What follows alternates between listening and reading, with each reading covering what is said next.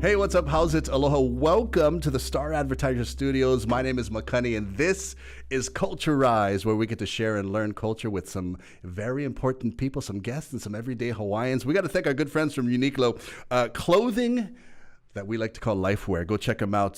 Uniqlo over the Eva Wing of the Ala Moana Shopping Center. Also got to thank Align Mortgage for helping us out as well, educating over 100,000 veterans nationwide on how to purchase a home. Align Mortgage and Uniqlo, mahalo for giving us your time. So let's get right into it. I'm so excited. Can't be more humbled and privileged to be sitting across right now from me.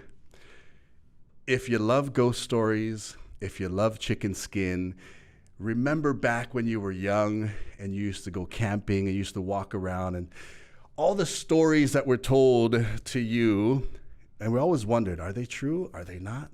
But the person that knows this, ladies and gentlemen, Lopaka Kapanui. How are you, brother? Oh, good. Aloha. How are you?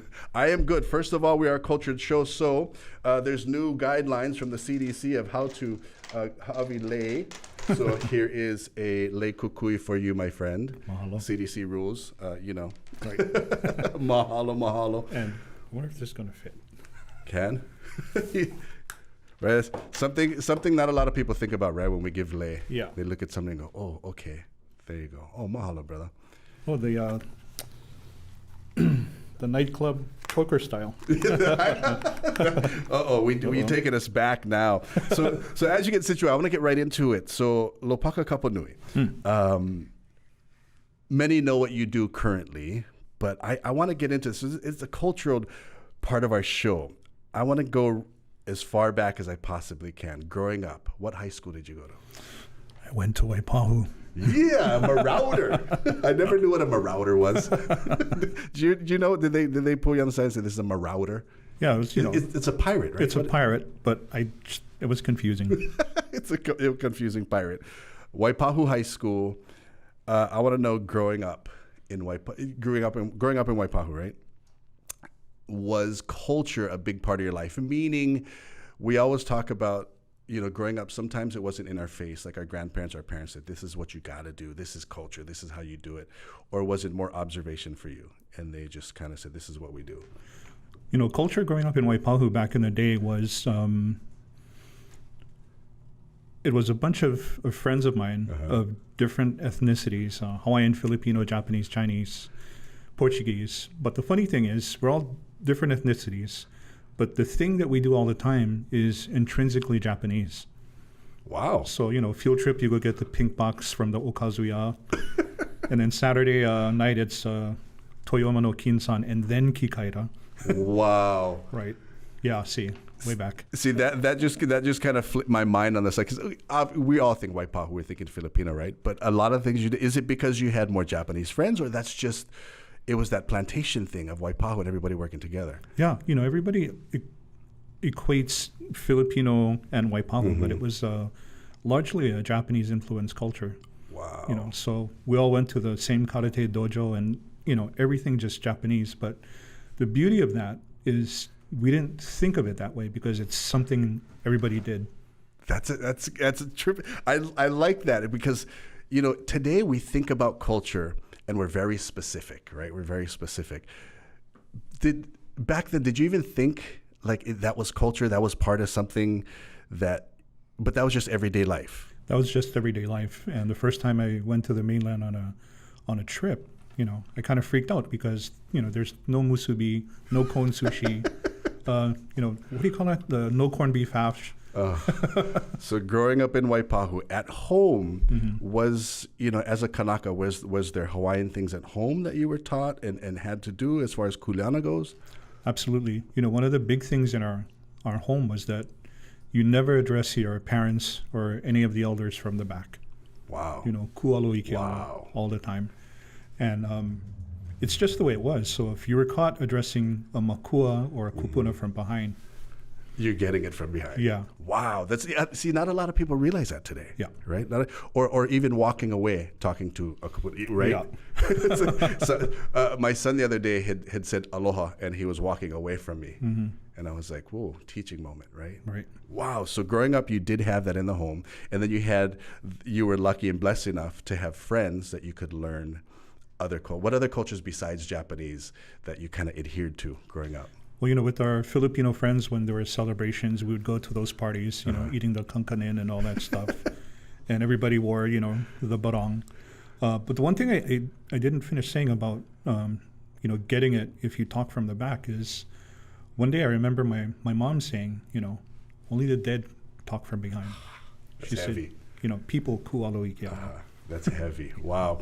I want to talk a little bit more about that, your upbringing as far as culture goes. Welcome back to Culturized. This is where we talk culture. That's what we're doing today. We got to thank King Windward Nissan and, of course, Jam's World for putting clothing on top of me because I can't do this naked.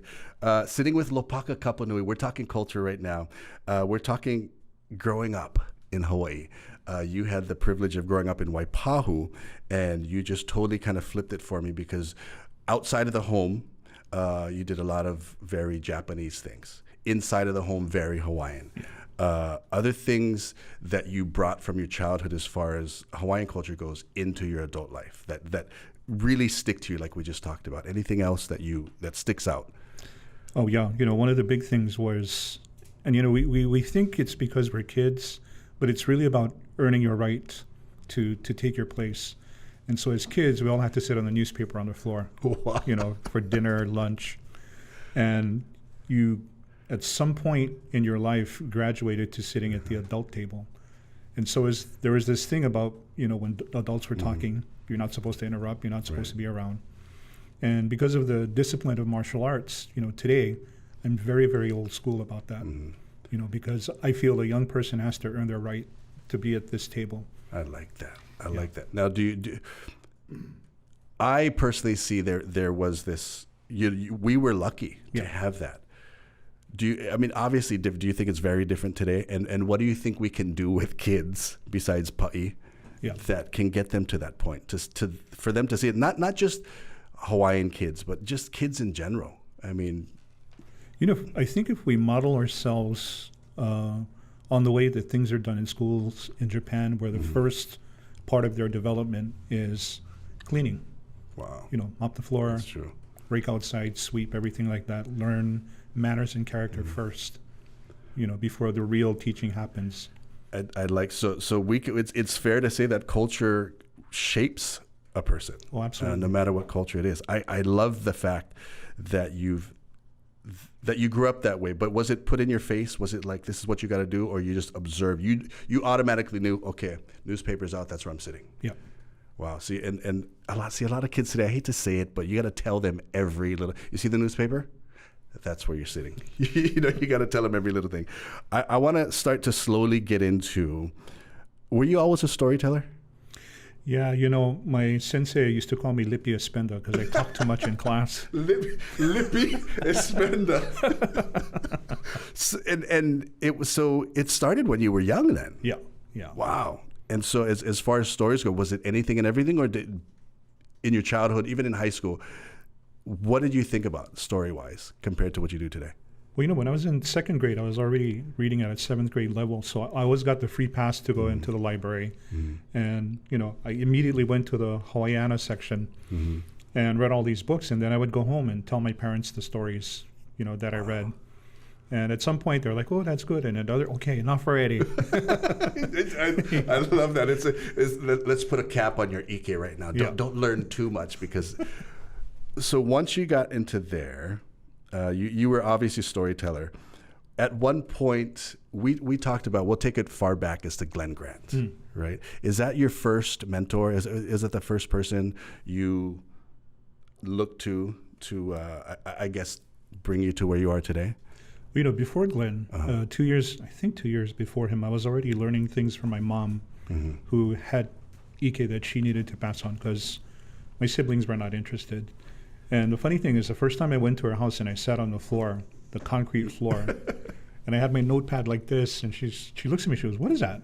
I said, I'm going to write anything down. And write it all down. She said, no, I talk, you listen, put that away. Wow. That's another thing. Yeah. That's another cultural thing is just to listen. right? Listen to what they have to say. Don't write anything down. I remember Hula like that. So I wanted to get into that. So prior to Glenn Grant, it was, you were like your kuleana was to take family stories and stories that mom had taught you to make sure that you had it in your ike to share later. Right. Wow. How far after that? So you said it was a couple of years? I think so. When did you meet Glenn Grant? 1994 on his tour.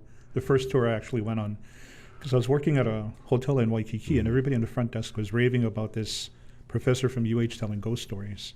And so I went the following Wednesday, and when I heard him talk, I'm like, well, that's half the stuff my mom told me. Wow. You know. So just from that first one, you were like, I need to hang out with that guy.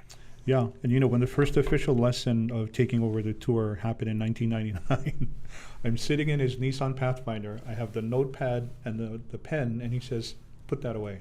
Just listen. Oh, no way. Just like, what? Like, do you know my mom? So you met Glenn Grant in 1994. Yeah. You're kuleana as a storyteller and an orator for the ohana, and that's kuleana. Now, that transition, what year was it that you went from, so Glenn Grant, when did he pass away? 2003. Wow. Yeah. So even prior to that, what was that like? Did he say, this is your kuleana now? This is what you got to do? I essentially told him I was interested in storytelling. And so initially he would have me come and portray a character from a Massey trial or something else. I remember that. Yeah. That's, I think, the first time I actually saw you. Yeah. So about 1999, that's when you started with him? That's when he officially said, this is it. Wow. Yeah. From that point, did you start taking on tours of your own, or you were still kind of working with him? Basically, he stepped back. Wow. And he said, tell the stories. He said, initially you're telling my stories, but you'll gather your own. And he said, just make it your own and don't be Glenn Grant, be Lopaka. That's what I like about it, because, a lot of people, they don't know that part. They think your storytelling had started from Glenn Grant. But again, that's kuleana from way back. And then, of course, Glenn Grant gave you that kuleana to carry on his stories. What was your first tour that you did? The thing I remember about my first tour is we had to go out to Belos for this Taekwondo club. And it was part of the Boy Scouts. And the short story is I had the scout leaders follow me out to the forest. And I said, listen, here's what we're going to do. And they said, okay. So we bring all the Taekwondo kids out into the middle of the forest at Belos. And the last story is about the spirit that haunts this tree. And any kids who get too near to it, the spirit will appear. The second I say that, one of the scout leaders, walks out in this white dress, and she painted her face white, and she didn't tell me that's what it was going to be. No. So I screamed like a girl as well as the kids. As you were telling, so you had no idea. Yeah. When did it become, was it always Mysteries of Hawaii? No, it was Chicken Skin first, right. And then when I broke away, it was Ghost of Old Honolulu, and then it became Mysteries of Hawaii. Wow. So how many stories do you think are in your po'o right now? Probably more than 1,000. Who's got the scariest stories?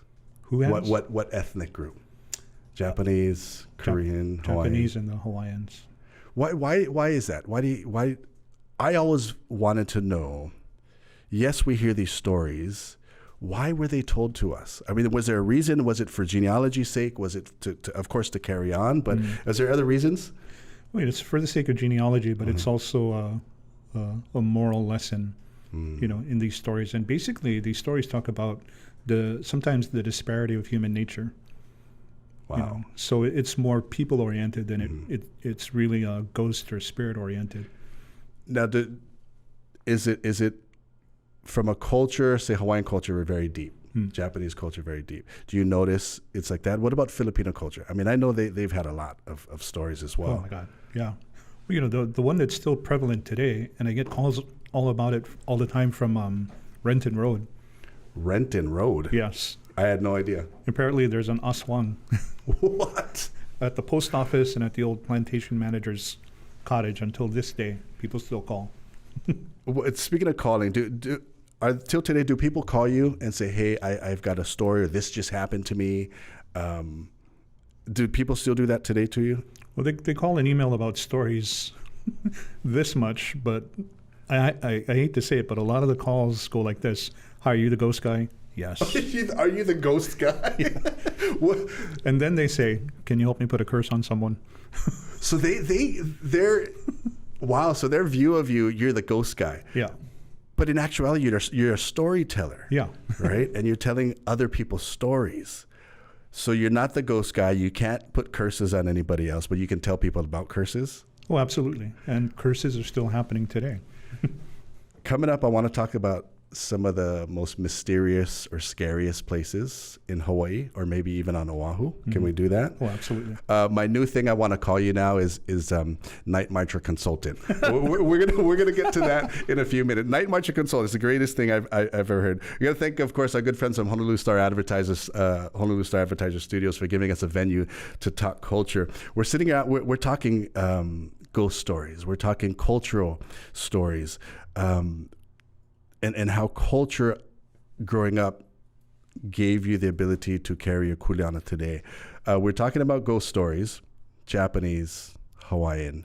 What other ones in Hawaii that people would be like, wait, that group has stories? So Filipino as well. Who else has ghost stories in Hawaii? I think in the last 15 to 20 years, people from the Middle East have gravitated and immigrated to Hawaii. And so now what's being circulated is something called the jinn. And the jinn in their culture is a type of genie, but not a good one. Okay, so not a good one. You just had to add that in there.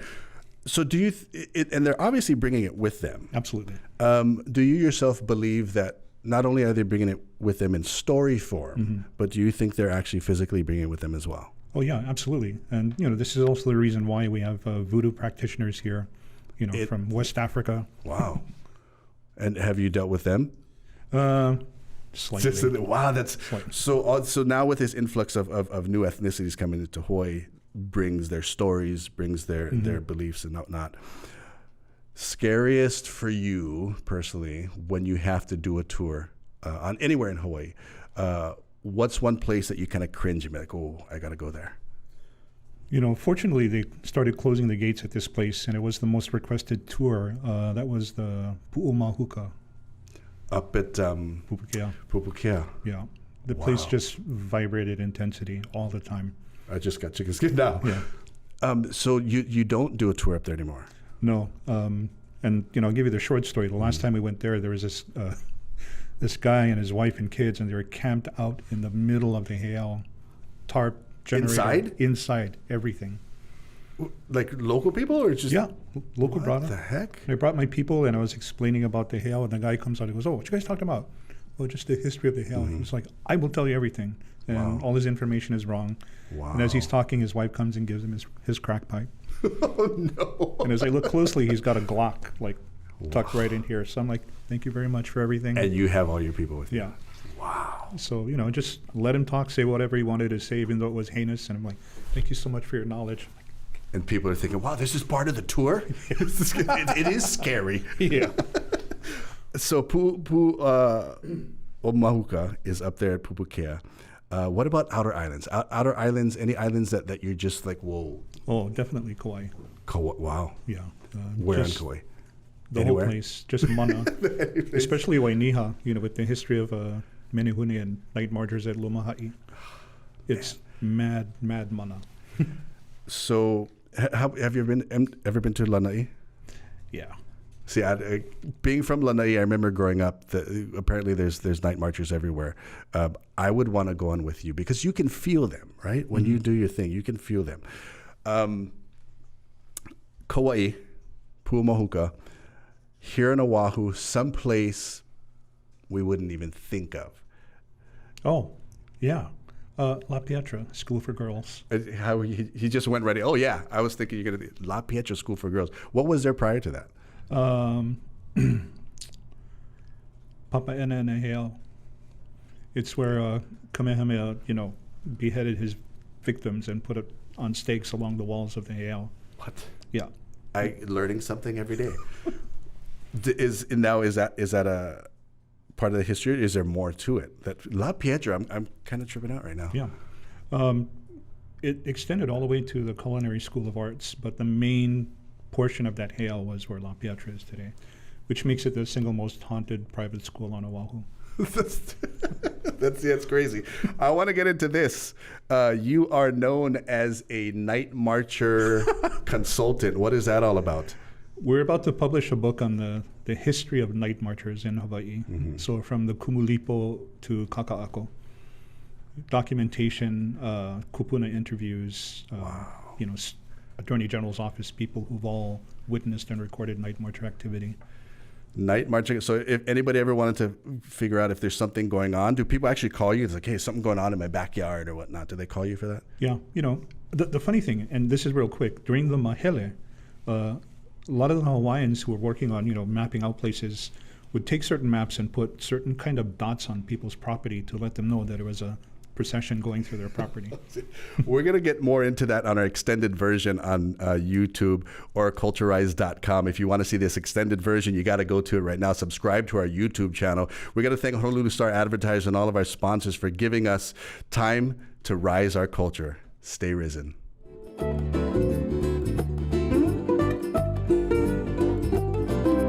Mahalo for joining us. This is Culturized. My name is Makani. This is where we get to talk, share, learn culture, anything and everything, ethnic, native, social. In front of me today, Lopaka Kapanui. We're talking culture and mystery and cultural stories of when we were young and ghost stories all the way till today. So we're talking Mysteries of Hawaii. That's the name of the company, right? Mm-hmm. You've been a storyteller from when you were a child all the way up. See, I call you Hawaii's official storyteller of ghost stories. We talked about earlier La Pietra School for Girls. I had no idea. Mm-hmm. And there's night marcher trails. So now I have to. If you go to Kapiolani Park, this is what you got to think about now. Tell us about Kapiolani Park, that whole area, La Pietra. Oh, so when I was teaching at a charter school way back, one of the parents was an officer, police officer, and he said usually after the academy you get thrown to Hotel Street or Waikiki. Mm-hmm. So he was in Waikiki, and he said one night, they're chasing out all the people after 10 o'clock, and he's driving in that area between the bandstand and all the way across, the other end, and he said before it happened he started smelling sulfur, real thick smell, and he heard murmuring like And he didn't think anything about it, and he didn't remember that he was wearing his helmet, so how is he hearing all of this?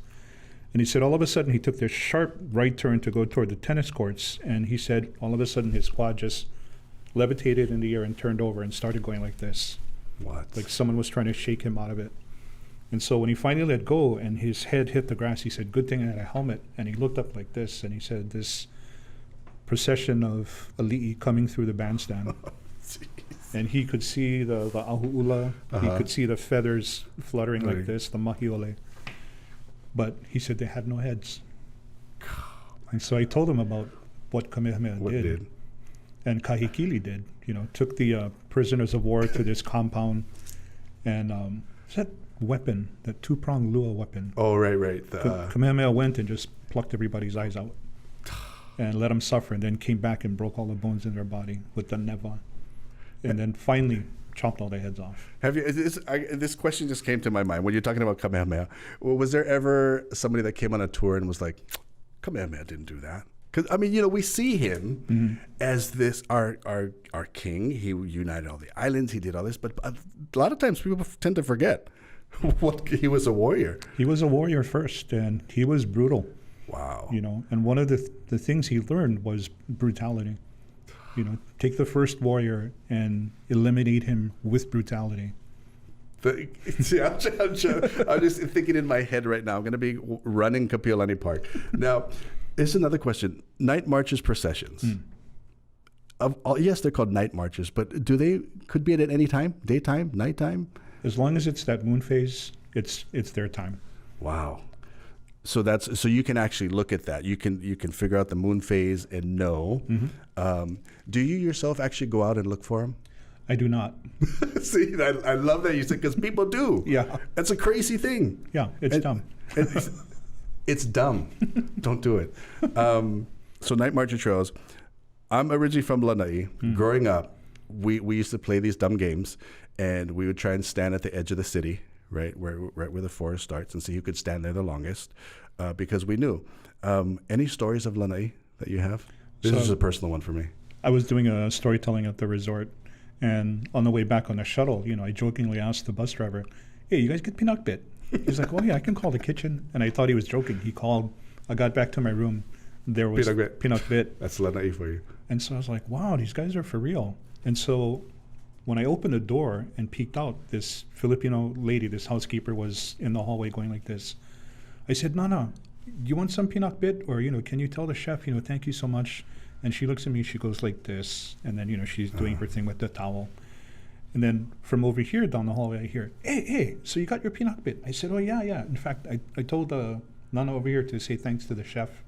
And he looked at me like, "Turn this way," and nobody's there. Who are you talking to? Yeah, and that's the end of the hallway. What? Where I'm at. Lanai is filled. I remember when they were building the hotels, every corner, every place, they were just mad. If anybody, what tours are you doing right now? Ghost of Old Honolulu, Waikiki Night Marchers Tour, and Urban Legends. And these are all at night? All at night. How late? From 7 to 8:30. Well, not bad. Yeah.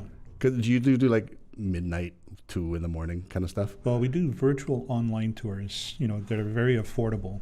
And those have no time limit. Wait, so that means you're actually going somewhere by yourself? Just myself and my wife. Wow. Yeah. You're crazy.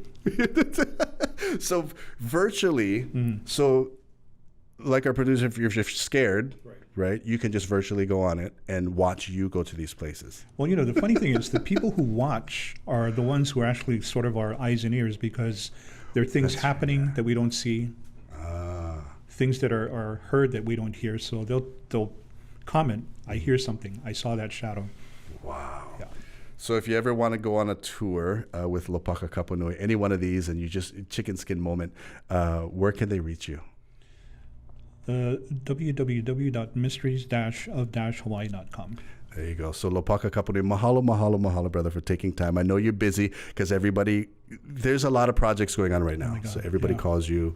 Continued success with the book and all the tours. So again, don't forget, hit the subscribe button to our YouTube channel. This is Culturized. Whatever your culture, ethnic, social, or native, make sure it's always, always rising. So stay risen. This is Culturized.